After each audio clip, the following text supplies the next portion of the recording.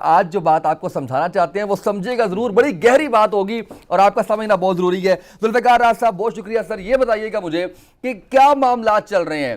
7 مئی دوبارہ سے جیل ہونے جا رہی ہے. نواز شریف صاحب ووٹ کو عزت دو کے بیانیے سے کیا ہٹ چکے ہیں یا اس پر مزید مضبوط ہوئے ہیں؟ دیکھیں اسامہ, 2 چیزیں تو پتہ نہیں اس کو سنبھال لیں گے آپ یا پتہ نہیں کیا چکر ہے. ایک تو ایک اور جمعہ آج کا, اور اس پہ آج بڑا دلچسپ تبصرہ تھا سوشل میڈیا کے اوپر کہ ایک صاحب نے نواز شریف صاحب کو فون کیا اور انہوں نے کہا جی ایک اور جمعہ مبارک, اور فون بند کر دیا. تو یہ شریف فیملی کا جمعہ المبارک کے ساتھ ایک خاص تعلق ہے. ویسے بھی وہ نیک لوگ ہیں, اچھے لوگ ہیں. دوسرا 7 مئی کے روز پہلا روزہ ہوگا. کیا کہنا چاہ رہے ہیں؟ پہلے روزے میں وہ جیل تشریف لے جائیں گے اور جیل میں آپ لوگ اس کو بند کر دیں گے. 3 دفعہ پرائم منسٹر رہنے والے ایک عظیم آدمی کو.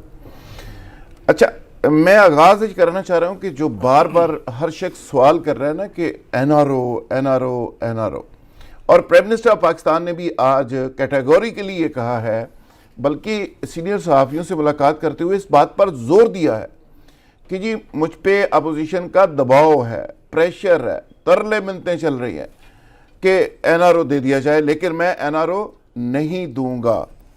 تو اس پہ میں اندر کی بات آپ سے شیئر کرنا چاہ رہا ہوں کہ یہ این آر او کی حقیقت تھی کیا اور کہاں تک پہنچی, اور اس کا آگے جا کے اس کے ریزلٹس کیا نکلنے والے ہیں. اگر آپ مجھے سوال چھوٹا سا یہاں پہ پٹ کرنے کی اجازت دیں, ورنہ وہ سوال مجھے تنگ کرتا رہے گا. عمران خان صاحب نے ایک اور بات بھی کہی ہے, کرسی جاتی ہے تو جائے, این آر او نہیں دوں گا. کرسی کون چھیننا چاہ رہا ہے ان سے؟ دیکھیے اس کی 2 وجوہات ہو سکتی ہیں. ایک تو انہوں نے سمبولک یہ بات کی ہے کہ اپوزیشن زیادہ سے زیادہ یہ کر سکتی ہے کہ احتجاج کرے, مجھے ٹف ٹائم دے, گورنمنٹ کو گرا دے. یہ پاسبلٹی ہوتی ہے. دوسرا ان کا اشارہ ایک اور طرف ہو سکتا ہے کہ جہاں سے ہمیشہ این آر او کے لیے کہا جاتا رہا ہے کہ ان کو بھی میسج ہے کہ مجھے خواہ مخواہ کے میسج نہ دیا کریں, میں نے این آر او نہیں دینا. تو انہوں نے کلیئرٹی کے ساتھ آج ایک پوزیشن لے لیا, اور یہ پوزیشن بائی دا وے ان کی بہت پہلے سے ہے, اور اس پہ انہوں نے ایک سروے بھی کروایا. یہ میں آپ کو خبر دے رہا ہوں. عمران خان صاحب نے اپنے دوستوں, پارٹی کے اندر اور لوگوں کے اندر کہ مجھے اس پہ کیا رویہ رکھنا چاہیے, تو مجموعی طور پہ جو ان کو فیڈ بیک آیا اس پہ, جو پلس رپورٹ آئی ہے, تو اس کے مطابق آج انہوں نے بات کی ہے. ان کو یہ کہا گیا ہے کہ جو کچھ بھی ہو, آپ کا 22 سال کی جو سٹرگل ہے, اس سٹرگل کی جو بیس ہے وہ یہی ہے, اس سے آپ پیچھے مت ہٹیں. ماضی کے اندر جس شخص نے کمپرومائز کیا, وہ بھٹو تھا, وہ مشرف تھا یا کوئی بھی تھا, وہ جب بھی انہوں نے کمپرومائز کیا اپنی پچ کے اوپر سے ہٹے, دوسرے کی پچ کے اوپر گئے, اور وہاں پہ وہ نتیجہ زوال ہوا. لہٰذا آپ اس بیس کے اوپر قائم رہیں. تو آج انہوں نے بڑا کیٹیگوری کے لیے میرے لیے ایک اور بڑی خبر آپ دے رہے ہیں. آپ یہ کہہ رہے ہیں کہ عمران خان صاحب نے سروے کروایا ہے پارٹی کے اندر اور عام لوگوں سے, انہوں نے پوچھا ہے کہ مجھے کیا سٹانس لینا چاہیے, جبکہ اس سے پہلے جس عمران خان صاحب کو ہم جانتے ہیں ان کے بارے میں مشہور ہے کہ وہ صرف اپنی ذات کے بارے میں سنتے ہیں, کسی اور کی نہ وہ مانتے ہیں نہ وہ سنتے ہیں. تو کیا پرائم منسٹر بننے کے بعد یہ میچورٹی ان کے اندر آئی ہے؟ اس پہ دیکھیں ان کے جو فالورز تھے ان کی پلس چیک کی گئی ہے, عام لوگوں سے پوچھا گیا ہے, اوورسیز پاکستانی سے پوچھا گیا ہے, اور ان کے جو قریبی حلقے ہیں ان سے انہوں نے مشاورت کی ہے, اور سب نے متفقہ طور پہ کہا ہے کہ کرپشن کی ایشو پہ کمپرومائز نہ کرو. اور خاص کر زرداری فیملی اور نواز شریف فیملی کے حوالے سے کیٹیگوریکلی ان کو کنونس کیا گیا ہے, وہ آلریڈی کنونس تھے, اور ان کو بلکہ سٹرینگتھن کیا گیا ہے کہ اس پہ کسی کو معافی نہیں ملنی چاہیے. ایک چیز تو اس ذہن میں رکھیں. دوسرا یہ ہے کہ یہ این آر او کی کہانی کہاں سے چلی اور کہاں پہ آ کے رکی, وہ میں بات کرنا چاہ رہا ہوں. این آر او کی ایک سنجیدہ کوشش چل رہی تھی اور بہت آگے تک گئی. پاکستان کے اندر سے اور پاکستان کے باہر سے بڑی امپورٹنٹ شخصیات اس کا حصہ بنی, اور عمران خان صاحب کے واٹس ایپ کے اوپر اس کے ثبوت موجود ہیں, فون کالز کی صورت میں ثبوت موجود ہیں, اور بہت سارے میسنجرز گئے اور بہت سارے پیسوں کی آفر ہوئی. اس پہ شہباز شریف صاحب نے ایک سٹیج پہ تہمینہ دورانی صاحبہ اور شہباز شریف صاحب نے اس موو کو لے کے چلنے کا فیصلہ کیا, اور نواز شریف صاحب کو انہوں نے کنونس کیا کہ آپ ہمیں موقع دیں, اور ہمارے کچھ اہم لوگوں سے رابطے ہیں, اور ہم کوئی درمیانی راستہ اس پہ نکال لیں گے. نواز شریف صاحب نے ایگری کیا, پارٹی کا صدر بھی ان کو بنا دیا اور ان کو لیڈ کرنے کا موقع دیا کہ آپ کر کے دیکھ یہ لیں. اس وقت کی بات ہے جب صدر بنایا تھا, جب سٹارٹ ہو رہا تھا وہاں.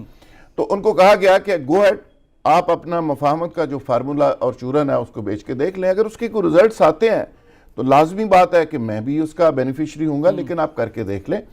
نواز شریف صاحب کا اس وقت بھی خیال تھا, اور نواز شریف کے چند جو ساتھی ہیں جو ہارڈ لائنر ہیں ان کا اس وقت بھی خیال تھا. اس پہ بڑی ڈیبیٹ ہوئی تھی کہ میاں صاحب آپ مفاہمت کا یہ چورن بیچ کر دیکھ لیں, لیکن یہ بکے گا نہیں. پہلی چیز ہے کہ عمران خان نہیں مانیں گے. دوسری چیز ہے کہ جن کے ذریعہ منوانے کی کوشش کر رہے ہیں وہاں سے سرے دست ہمیں کچھ نہیں ملنے والا. اس کے باوجود شہباز شریف صاحب یہ چورن بیچتے رہے, پوری ایفرٹس کرتے رہے. تیمینہ دورانی صاحبہ کی کئی ملاقاتیں ہیں, درجنوں ملاقاتیں ہیں. درجنوں ملاقاتوں کے نتیجے میں جب آؤٹ پٹ بالکل تھوڑی سی سامنے آئی تو اس کے بعد نتیجہ یہ نکلا جو آج آپ کے سامنے ہے کہ اس میں شہباز شریف صاحب کی حد تک ایک ریلیف ملا. شہباز شریف صاحب کا جو پبلک اکاؤنٹس کمیٹی کے چیئرمین بنے اور اپوزیشن لیڈر بنے, اس پہ اسی این آر او کے دوران ایک بارگیننگ کی گئی اور ان کو کہا گیا کہ آپ اس پوزیشن کو چھوڑ دیں, لیکن انہوں نے وہ پوزیشن نہیں چھوڑی. انہوں نے کہا کہ پہلے مجھے باہر جانے دیا جائے, مجھے ڈیل دی جائے. این آر او بے شک نہ دیں, پوری ڈیل نہ دیں, تھوڑی سی ڈیل دیں, میرا ای ایل سے نام نکالا جائے, میں باہر چلا جاؤں. اس حد تک این آر او کی ایک پہلی قسط جاری ہوئی. شہباز شریف صاحب ملک سے باہر چلے گئے اور وہاں پہ جا کے وہ ٹک گئے.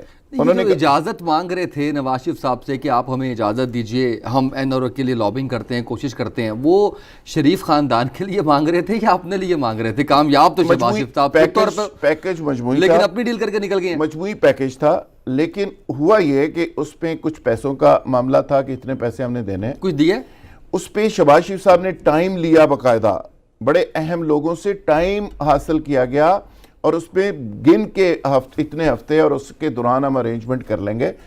اس پہ میاں نواز شریف صاحب کی والدہ محترمہ بھی راضی تھیں کہ معاملہ کو درمیانی راستہ نکل آئے, اور انہوں نے کئی اہم شخصیات سے گفتگو بھی کی. ان کی والدہ محترمہ نے ٹیلی فونیکلی گفتگو کی, کیونکہ وہ نواز شریف صاحب سے بہت زیادہ محبت کرتی ہیں.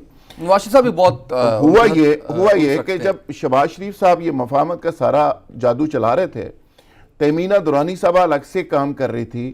ایک سٹیج ایسی آئی جس سٹیج کے اوپر مریم صاحبہ نے ویٹو کر دیا سارا معاملہ, اور انہوں نے کہا کہ نہ پیسوں کی جو مطلوبہ رقم ہے نہ یہ رقم دیں گے, نہ جو کنڈیشنز ہیں نہ یہ ہم مانیں گے. جس کے نتیجے میں نواز شریف صاحب ظاہر ہے وہ اپنی بیٹی سے بھی بہت زیادہ محبت کرتے ہیں اور وہ اس کو دیکھ رہے ہیں کہ وہ ان کا پولیٹیکل فیوچر ہے.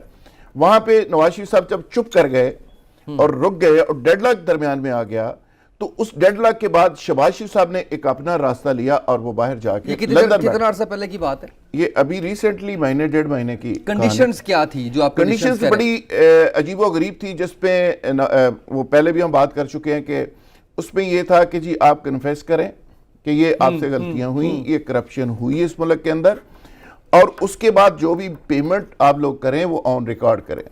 جبکہ دوسری طرف سے تھا یہ پیسے باہر کسی اور برادر اسلامی ممالک کے ذریعے آ جائیں گے سسٹم کے اندر, بڑے حیران کن اور بڑے بھی وہاں پہ بک جائے گی, خوفناک حقیقتیں بتا رہے ہیں آج آپ. اس پہ شہباز شریف صاحب, تیمینہ دورانی صاحبہ نے شہباز شریف صاحب کے لیے راستہ نکالا, وہ باہر چلے گئے, باہر جا کے بیٹھ گئے. ان کے دماد آلریڈی باہر ہے, سلمان شہباز آلریڈی باہر ہے. نہیں سر, اس میں کچھ پیسے دیے ہیں یا صرف کمٹمنٹ کی بیس پہ بھی باہر گئے ہیں؟ ابھی چیزیں میچورٹی کے بالکل قریب تھی.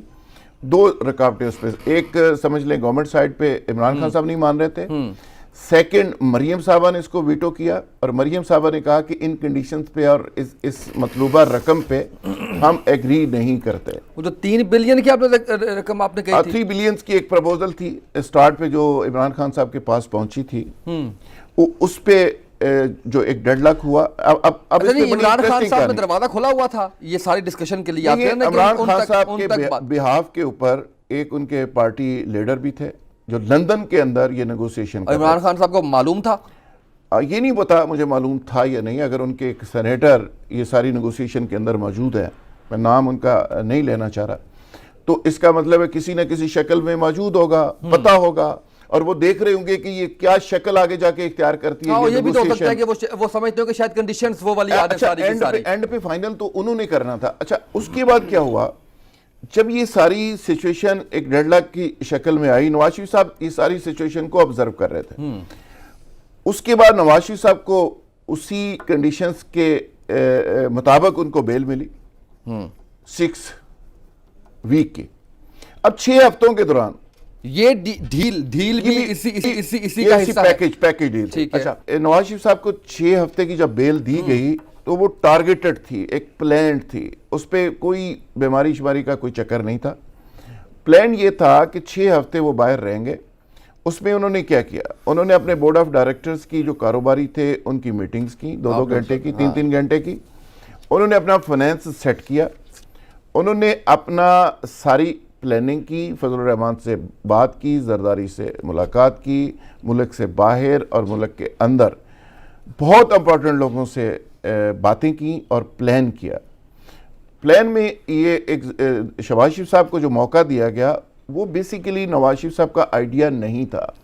نواز شریف پہلے دن سے مفاہمت کے چکر میں نہیں تھے. اور ہم تو بات اکثر کر دیتے ہیں نا کہ جی وہ مزاحمت کدھر گئی, وہ بیانیہ کدھر گیا, وہ ووٹ کی خدمت کدھر گئی. دیکھیے وہ خاموش تھے کسی وقت کے انتظار میں, اور شہباز شریف صاحب نے کنونس کیا تھا کہ مجھے موقع دے دیا جائے.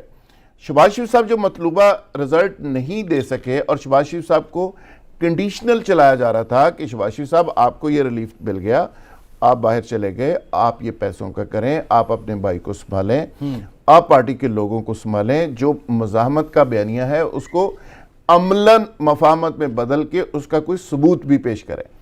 تو وہ پریکٹیکلی وہ کنڈیشنز شہباز صاحب بھی پوری نہیں کر سکے. اور اس میں یہ تھا کہ مثال کے طور پہ جب پیسوں کی بات ہوئی, مریم صاحبہ نے ویٹو کیا, نواز شریف صاحب نے بھی اس پہ کوئی واضح موقف نہیں دیا. حسن اور حسین سے جا کے انہوں نے لندن بات کی, انہوں نے کہا کہ سوری. اچھا پھر انہوں نے ڈار صاحب سے بات کی, اپنے گھر کی تو بات نہیں نہ کرتے, ان کا بھی خیال ہے کہ ادھر ادھر سے لے کے دے دو, تو ڈار صاحب نے بھی کوئی پلہ نہیں پکڑایا. تو اس کے بعد جب نواز شریف صاحب کو سمجھ آ گئی کہ یہ مفاہمت والا چکر ہے اور یہ ساری رام کہانی ہے, اس کا نتیجہ کچھ نہیں نکلنا, تو پھر نواز لیگ نے جو ہارڈ لائنرز تھے, میاں صاحب تھے, انہوں نے بیٹھ کے 3 پلان اے, بی اور سی. اے پلان یہ تھا کہ اگر شہباز شریف صاحب کا معاملہ اوکے ہو جائے مفاہمت والا, اور شہباز شریف صاحب ہمیں ریسکیو کر سکیں, تو اس صورت میں شہباز شریف صاحب بھی باہر چلے جائیں, میں بھی کچھ دیر کے لیے باہر چلا جاتا ہوں, کچھ عرصے کے لیے میں خاموش رہ کے گورنمنٹ کو پورا موقع دیتے ہیں. جب پلان اے ناکام ہوا تو پلان بی کیا تھا؟ پلان بی اس میں یہ تھا کہ اس کے بعد نواز شریف کو لندن جانے کی کم از کم اس میں اجازت ہو. یعنی پلان اے کہ شہباز شریف صاحب جو نیگوسیشن کر رہے ہیں وہ کامیاب ہو جائیں, اور دونوں باہر چل رہے ہیں. پلان بی یہ تھا کہ کامیابی کے بعد نواز شریف صاحب لندن جا کے خاموش بیٹھ جائیں گے کچھ عرصے کے. ٹھیک ہے. اور وہ ایگری تھے, اور پارٹی کی بھی وقتی طور پہ وہ کہیں گے نئی گورنمنٹ ہے, گورنمنٹ اپنا کام کرے, ہنی مون پیریڈ پورا کرے, ہنی مون پیریڈ مکمل کرے, 7-2 سال میں واپس آئیں گے. ان کا ہے کہ خود ہی اپنے بوجھ پہ گر جائیں گے, پھر گورنمنٹ کو ٹف ٹائم دیں گے. اچھا پلان سی جو تیسرا تھا, اس میں یہ تھا کہ اگر انہوں نے مجھے لندن نہ جانے دیا تو پھر ساری 6 ہفتوں میں ورکنگ کی ہوئی تھی, یہ سارے عہدیدار بن چکے تھے, اور یہ تمام تیاری کس چیز کی تھی؟ دمادم مسک کلندر کی تیاری. عظما بخاری کا سیکٹری انفارمیشن پنجاب بننا, رانا ثناءاللہ کا پنجاب کا پریزیڈنٹ بننا, احسن اقبال کا سیکٹری جنرل بننا, شاہد خاقان عباسی کا سینئر نائب صدر بننا, اور مریم صاحبہ کا وائس پریزیڈنٹ بننا.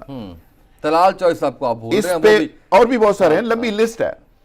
اس کا مطلب یہ ہے کہ دمادم مست کلندر. اب شہباز شریف صاحب انریلیونٹ ہو گئے, اور نکل گیا سیاست سے فی الحال. نہیں سر, اس کو سائیڈ پہ کر دیا گیا. اب پارٹی نہیں, لیکن اگر ایسے ہے تو سر حمزہ شہباز اور شہباز شریف ایک ہی ہیں, ہم ان کو ایک کنسیڈر کریں گے, تو حمزہ شہباز بھی نائب صدر بنایا گیا, ان کو سر نائب صدر ہے نا, صدر تو نہیں ہے نا. وہ تو پہلے تو سارا کچھ حمزہ صاحب تھے اور سارا کچھ شہباز شریف صاحب تھے.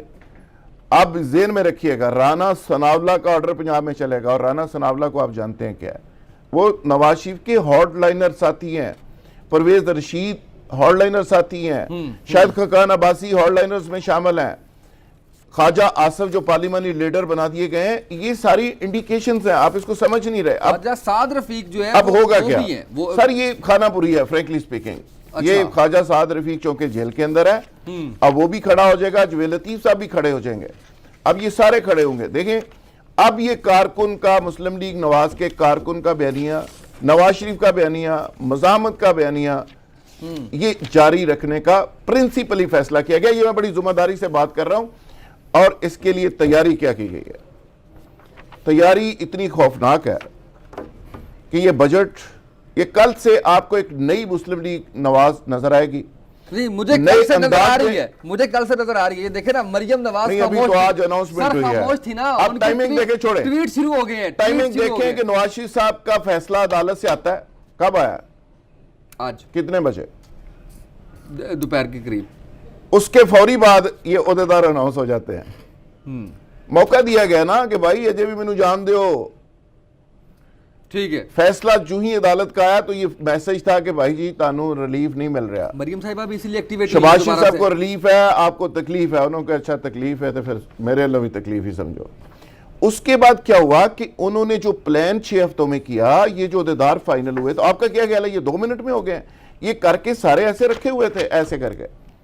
اگر آج نواز شریف صاحب کو آج بیل مل جاتی، ریلیف مل جاتا اور باہر چلے جاتے، یہ اس کے اوپر 2 کاغذ اور رکھ کے ٹھپ دیا جاتا. اب مجھے یہ بتائیں کہ آپ کہہ رہے ہیں اتنی آسانی سے کہ دم مست قلندر ہوگا، بھائی صاحب جیل میں ہوں گے، شہباز شریف صاحب ویسے ملک سے باہر ہیں، ان کا بیانیہ خاموش ہے، کس طرح سے معاملات آگے چلیں گے؟ کون کرے گا دم مست قلندر؟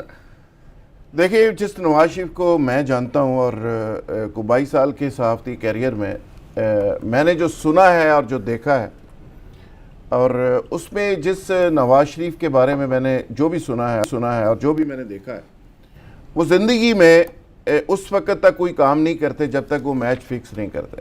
مثال کے طور پہ گورنمنٹ کالج کے اندر وہاں پہ کرکٹ ٹیم کے کیپٹن ہوتے تھے ارشاد خان صاحب. وہ ایک بار ان کو نواز شریف صاحب نے کہا کہ وہ فلاں میچ جو ہے نا، پہلے وہ نہیں کرنا چاہ رہے تھے، لیکن اس وقت انہوں نے کہا کہ میری امپائر نہ گل ہو گئی، وہ کر لاگے.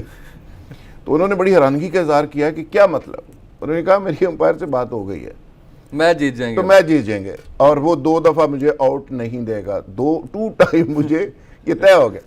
اس وقت سے لے کے فائنانس منسٹر تک، فائنانس منسٹر سے لے کے چیف منسٹر تک، چیف منسٹر سے لے کے 3rd ٹائم پرائم منسٹر بننے تک میچ فکس ہو رہے ہیں. میں گارنٹی سے کہتا ہوں کہ وہ ہمیشہ میچ فکس کر کے کھیلتے ہیں.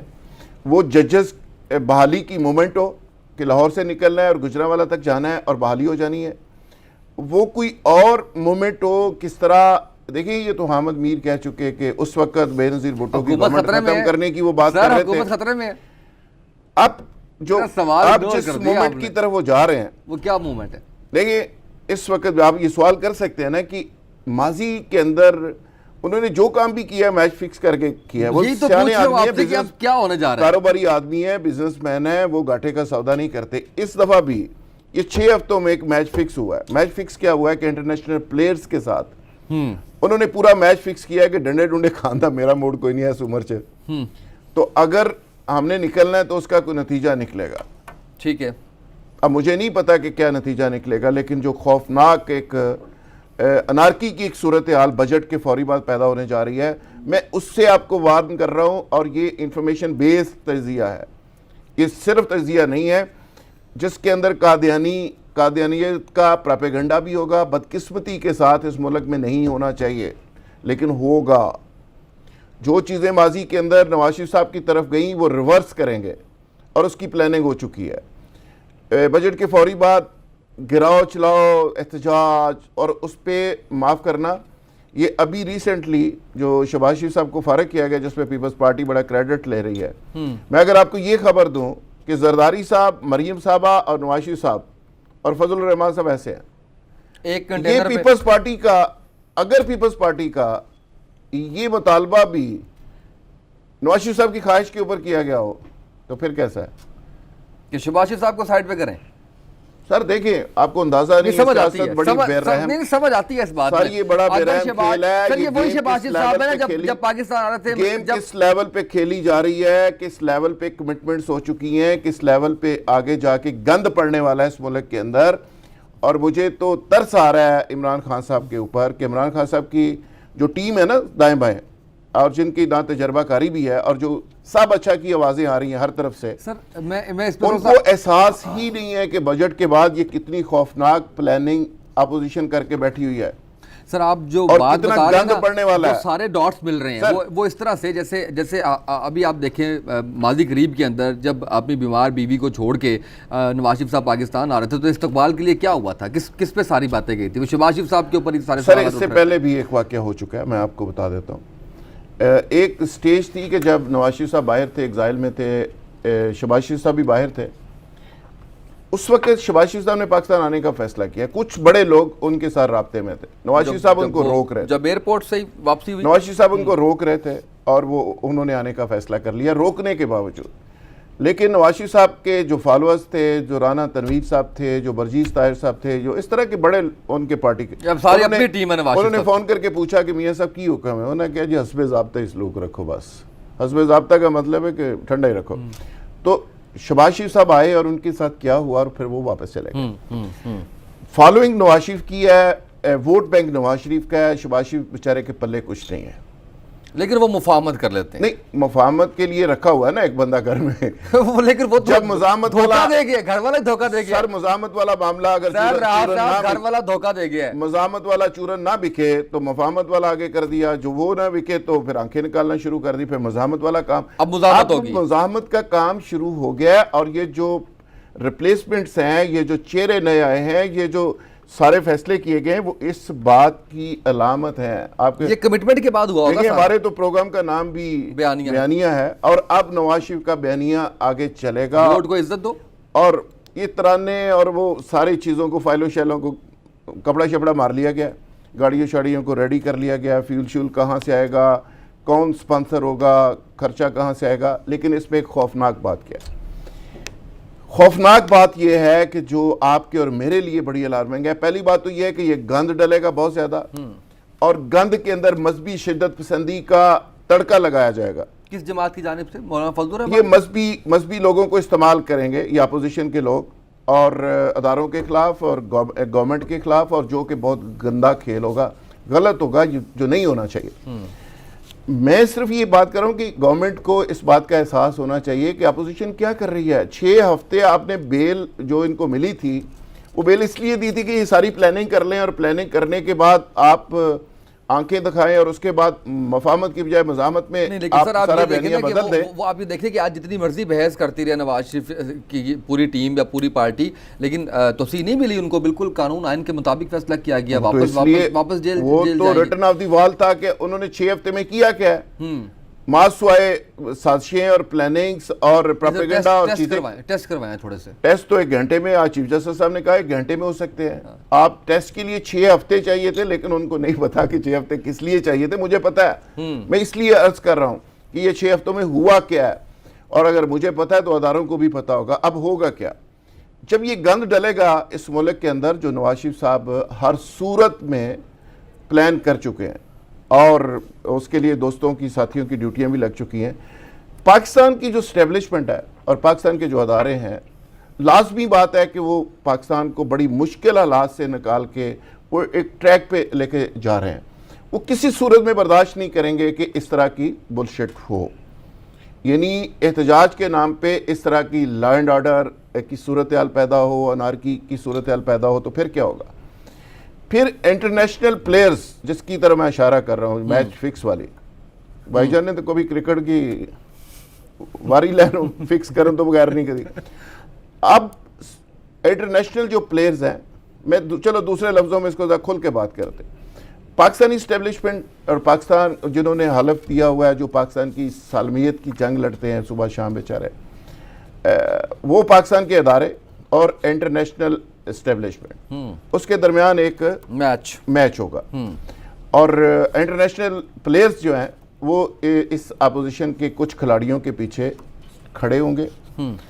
بڑی تعداد میں پیسہ آئے گا، فیور میں میڈیا نواز شریف صاحب انٹرنیشنل اسٹیبلشمنٹ کی فیور کے اندر ہے عمران خان صاحب؟ میری اطلاع تو یہی ہے کہ نواز شریف صاحب جو میچ فکس کر کے آ رہے ہیں، جو احتجاج کرنے جا رہے ہیں، اور جو فضل الرحمان صاحب پلان کر چکے ہیں اور جو زرداری صاحب کر چکے ہیں، اس کو انٹرنیشنل پلیئرز کی طرف سے میڈیا سپورٹ آئے گی، پیسہ آئے گا، ہر طرح کی سپورٹ آئے گی۔ اب دیکھنا یہ ہے کہ جو پاکستان کے جو ادارے ہیں، پاکستان کی سلامتی کے ادارے ہیں، پاکستان کی پولیس ہے، پاکستان کی اسٹیبلشمنٹ ہے، پاکستان کی گورنمنٹ ہے، وہ اس سارے معاملے کو ٹیکل کیسے کرتی ہے، جہاں پہ نا تجربہ کاری بھی ہے۔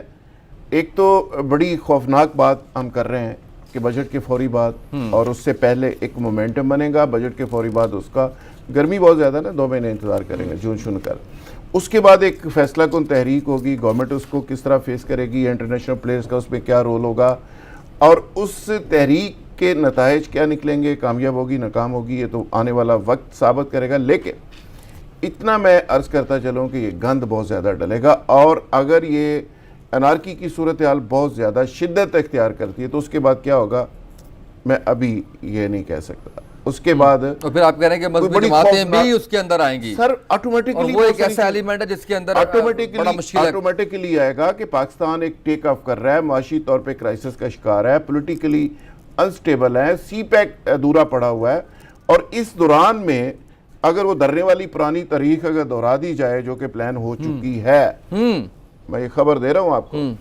تو پھر اس کے بعد کیا ہوگا؟ کر پائیں گے وہ 126 دن کا دھرنا تھا، یہ سر یہ 126 دن کا تو شاید نہ کر سکیں، نون لیگ اتنا برداشت کر پائے گی، اس پہ مذہبی ایلیمنٹ کو استعمال کیا جائے گا۔ اور میں ابھی جماعت بتائیں نا سر کون سی؟ سر فضل الرحمان صاحب ہیں، کچھ اور ہیں ابھی جو حلف شلف دے رہے ہیں، جیلوں سے نکل رہے ہیں، اس معاملے کو اتنا ایزی نہ لیں، یہ سارے لوگ استعمال ہوں گے، جو کہ نہیں ہونا چاہیے۔ میں بار بار یہ کہہ رہا ہوں کہ نہیں ہونا چاہیے، لیکن اب مولانا قادر موسیٰ رضوی صاحب کی بات کر رہے ہیں، بس چھوڑ دیں، آنے والے وقت کا کچھ انتظار کریں۔ آج میں اور آپ جس وقت آج بات کر رہے ہیں، آنے والے ہفتوں میں بہت سارے لوگ اس پہ بات کر رہے ہوں گے، میں بہت ایڈوانس آپ سے بات کر رہا ہوں۔ خیر، تہمینہ دورانی کی آپ نے بات کی، تہمینہ دورانی نیگوسیشن کی ماسٹر ہے، پڑھی لکھی ہے، مینڈا سائیں کتاب آپ پڑھ چکے ہیں ان کی، جی 2 دفعہ سنا آپ نے پڑھی ہے، پتہ نہیں کیا وجہ تھی۔ وہ ان کا اسٹیبلشمنٹ کے ساتھ پرانا رابطہ ہے۔ میں ایک واقعہ صرف بتا دیتا ہوں، عرض کر دیتا ہوں کہ مصطفیٰ خر صاحب جیل میں تھے، اور مصطفیٰ خر صاحب کا یہ کیس لڑتی تھی، پیروی کرتی تھی پیچھے سے، اور مصطفیٰ خر صاحب کے اوپر بڑا خوفناک کیس تھا، اور وہ اتنا عجیب و غریب کیس تھا، آپ کو پتا ہے کہ سازش کا کیس تھا، پاکستان کے خلاف سازش، فوج کے خلاف سازش، اور اتنی عجیب و غریب وہ کہانی ہے کہ آج کی دنیا میں ہم بتائیں تو شاید لوگ کہیں کہ یار یہ کون سی بات کر رہے ہیں۔ اس پہ بڑی خوفناک کہانی تھی، ایک پورا آپریشن تھا، اور وہ کیس یہ بنا کہ مصطفیٰ صاحب ایگزائل کے اندر بھی تھے، آپ کو پتہ ہے لندن چلے گئے، ملک سے بھاگ گئے تھے۔ اس دوران کہا گیا کہ ان کے رابطے انڈیا سے ہو گئے ہیں، پھر اندرا گاندھی سے ملاقات ہوئی ہے، پھر وہاں سے بہت سا بارود آنا تھا، وہ سمن آباد کے ایک جگہ کے اوپر ایک پورا، وہ ایک لمبی بہرحال کہانی ہے کہ انڈیا سے مل کے اندر ٹارگٹ اداروں کو ٹارگٹ کیا جانا تھا، دھماکے ہونے تھے وغیرہ وغیرہ۔ تو اس طرح کے کیسز بنے، محترمہ ان کو سپورٹ کرتی تھی، ان کو ریسکیو کرتی تھی، اور مجھے میرے راوی جو ہیں، میں ان کا نام لینا تو نہیں چاہیے اصولی طور پہ، لیکن انہوں نے مجھے چونکہ روکا بھی نہیں۔ یہ بریگیڈیئر امتیاز اس وقت ایک بڑی ٹاپ پوزیشن پہ تھے۔ اس کے بعد مصطفیٰ خر صاحب جب واپس آئے اور ڈیالہ جیل چلے گئے، اور مصطفیٰ خر صاحب کے ساتھ نیگوسیشن شروع ہوئی، اور مجھے انہوں نے کہا کہ اگر مصطفیٰ خر صاحب کی والدہ بھی ہوتی، وہ اتنی ایفرٹ کر کے ان کو ریلیف نہیں دلوا سکتی تھی جتنی جنگ اس خاتون نے لڑی، جتنی ایفرٹ اس خاتون نے کی۔ وہ کہتے ہیں صبح شام اس قدر پیروی کرتی تھی۔ Cut to short story, end پہ میں آتا ہوں، لمبی کہانی ہے، لیکن اینڈ پہ یہ ہوا کہ ایک ڈیل، ساری قابل بیان بھی نہیں ہے، ایک ڈیل کے نتیجے پہ پہنچ گئے کوئی اہم لوگ۔ تو مصطفیٰ خر صاحب کے ساتھ ڈیالہ جیل کے اندر کچھ نیگوسیشن ہوئی، جو محترمہ بیچ میں موجود تھی، کچھ اور لوگ اہم موجود تھے، میں اس کا نام نہیں لے سکتا، وہ دنیا سے چلے گئے، وہ ٹاپ لیول پہ تھے۔ وہاں پہ گفتگو ہوئی، اور گفتگو کیا ہوئی کہ مصطفیٰ خر صاحب کو پنجاب میں لانچ کیا جائے گا نواز شریف صاحب کے خلاف مقابلے میں، اور اب وہ نواز شریف صاحب کی ریپلیسمنٹ ہوں گے پنجاب کے اندر. اور یہ دیکھیں ایک ایسا ہونا واقعہ تھا کہ وہ جیل سے رہا ہوئے اور چیف منسٹر کے نالج میں نہیں تھا کہ ان کے انڈر ایک جیل ہے جو ڈیلا جیل ہے اور وہاں سے مصطفیٰ خرصب کو آج رہا کیا جا رہا ہے اور ان کے علم میں نہیں تھا. یہ میں بڑی امپورٹنٹ بات کر رہا ہوں. اس کے بعد کیا ہوا, خرصب رہا ہو گئے. رہا ہونے کے بعد ان کے ساتھ ایک پیکیج ڈیل ہوئی, خرچہ ورچہ دینے کے لیے بھی وہ صاحب ان کے پاس گئے. خرچہ کس چیز کا؟ کہ آپ اب موبلائزیشن پنجاب کے لیڈر بنیں اور ریپلیس کریں اور اب آپ شیر پنجاب وہ جو بھی ہیں وہ بن کے دکھائیں. اس کے لیے پہلی قسط جو دی گئی, اچھا یہ بھی ایک قسط, وہ جگہ کا میں ذکر جان بوجھ کے نہیں کر رہا, لیکن جہاں پہ پہلی قسط بیگ کے اندر رکھ کے نوٹوں کی شکل میں خرصب کو پہنچائی گئی, تو خرصب کہا یہ جاتا ہے کہ وہ وہاں پہ ٹہل رہے تھے پہلے سے اور جا کے انہوں نے جب پیش کی تو انہوں نے گنے باقاعدہ گننے کے بعد تھینک یو بھی کہا اور شکریہ کے ساتھ اس کو. خیر ایک سائیڈ سٹوری ہے, لیکن تہمینہ درانی صاحبہ کا رول بڑا امپورٹنٹ رہا ہے اس کے اندر. درانی صاحبہ کو جاتا ہے کہ وہ تہمینہ درانی صاحبہ آپ یہ لنک کر رہے ہیں کہ شہباز شریف صاحب کو اب جو ریسکیو کیا گیا ہے, جہاں سے کیا گیا ہے اور جس شکل میں کیا گیا ہے, اس کا کریڈٹ 99% تہمینہ دورانی صاحبہ کو. چلیں سر, آپ نے کچھ ایسی ناقابل یقین باتیں بتائی ہیں آج. اگلے ہفتے 2 میں کنفرم ہوتا ہے کہ کیا معاملات واقعی اسی طریقے سے چل رہے ہیں, اسی نہج پہ چل رہے ہیں جس طرح سے آپ بتا رہے ہیں کہ پلان پورے کا پورا آپ کہہ رہے ہیں کہ تیسرے پلان پہ گئے ہیں, پہلے دونوں پلان بالکل ناکام گئے ہیں اور تیسرا پلان ہے اور دبادب مست کلندر بھی آپ کروا رہے ہیں. بنیادی نقطہ یہ ہے کہ اب نواز شریف کا جو مزاحمتی بیانیہ تھا, جس کے بارے میں آپ کا, میرا اور بہت سارے لوگوں کا خیال تھا کہ وہ دفن ہو چکا, اب وہ دفن نہیں ہوا. آپ مریم کو صرف وائس پریزیڈنٹ سمجھ رہے ہیں, میں وائس پریزیڈنٹ نہیں سمجھ رہا. پوری پارٹی وہ چلائیں گی, باقی سارے ربڑ سٹیمپ ٹائپ معاملہ ہوگا. اور مریم صاحبہ, مجھے شارٹلی بتا دیں تحریک انصاف کو اس سچویشن میں کیا کرنا چاہیے. میرا خیال ہے تحریک انصاف کو آنکھیں کھول کے رکھنی چاہیے, اور جس طرح کرائسس ہے, جس طرح پیٹرول کی قیمتوں میں اضافہ ہے, جس طرح بےروزگاری ہے, جس طرح معیشت ٹھیک نہیں ہے, مسائل کے اوپر فوکس کرنا ہوگا. ان حالات کے اندر کوئی اس طرح کی تحریک آتی ہے تو یہ گورنمنٹ کے لیے بڑی ٹربل ہوگی. گورنمنٹ کو چاہیے کہ اپنی اداؤں کے اوپر غور کریں.